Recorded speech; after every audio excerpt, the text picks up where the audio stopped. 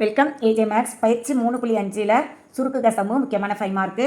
இதில் பாருங்கள் second sum x cube minus y cube by 3x² + 9xy + 6xy² into x² + 2xy + y² by x² - y².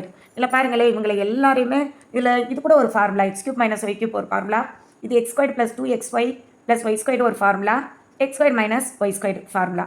இது மட்டும்தான் factor பிரித்து செய்ய போகிறோம், காரணியாக பிரித்து செய்ய போகிறோம்.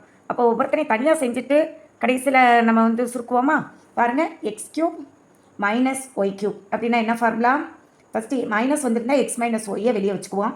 அதுக்கப்புறம் x² + xy + y².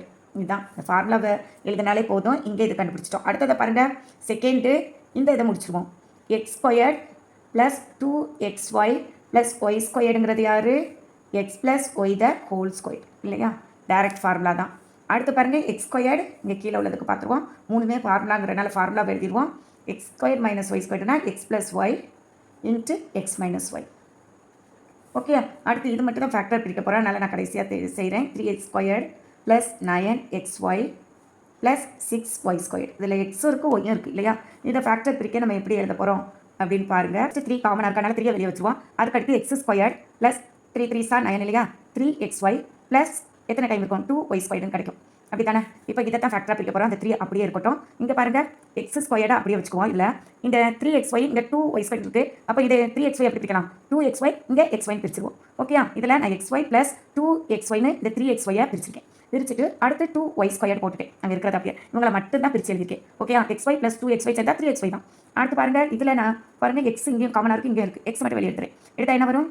x + y தான் வரும். அடுத்து பாருங்கள் இதில் யார் காமனாக இருக்காங்க? ஒய் காமனாக இருக்காங்க ஒன்று. இந்த மாதிரி 2வும் காமனாக தான் இருக்காங்க. அப்போ எப்படி எடுக்க போகிறேன்? 2y வெளியே எடுத்துறேன். எடுத்தால் என்ன வரும்? இங்கே ஒரு எக்ஸ் பேலன்ஸ் இருக்கும் + y தான் இருக்கும். ஓகே, அடுத்து இன்னும் எனக்கு ஃபேக்டர் பிரித்து முடிக்கலை. எக்ஸ் அப்படி வச்சுக்கிறேன். இங்கே பாருங்கள் எக்ஸ் இது எப்படி இருக்குது? x + y இதை காமனாக எடுத்துட்டேன்னா இதில் மீதி இருக்கிறவங்க யார்? x + இங்கே 2y. ரெண்டு ஃபேக்டராக பிரிஞ்சிருச்சா? அப்போ இது 3x² + 9xy + 6y²ங்கிறது 3 × x + y × x + 2y கிடச்சிருச்சு. இப்போ எல்லாருக்கும் நம்ம சிம்பிளிஃபை பண்ணுவோமா? x³ - y³ by 3x² + 9xy + 6y² into x² + 2xy + y² by x² - y² equal to values apply பண்ணுங்க. இது என்னது? x - y இன்ட்டு x² + xy + y². இது ஃபார்முலா அப்ளை பண்ணிட்டேன். கீழே இதுக்கு பாருங்கள் 3 × x + y into x + 2y.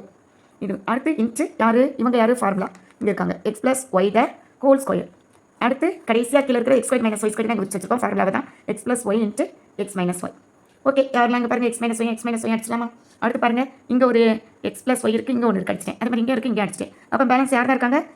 இவங்க. ஓகேயா? அப்போ எழுதுங்க x² + xy + y² by 3 × x + 2y.